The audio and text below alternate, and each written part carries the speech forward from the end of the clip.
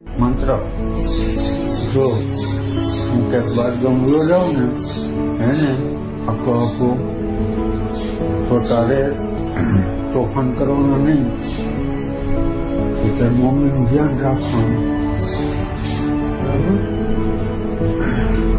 પછી તારી મમ્મી કહે ને એમ બધું કરવાનું, પછી બે દીદીનું ધ્યાન રાખવાનું હો.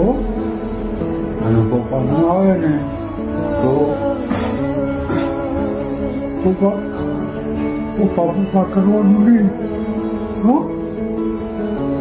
શાંતિથી રહેવાનું, ડાયો થઈ જઈશ રોવાનું નહીં હો.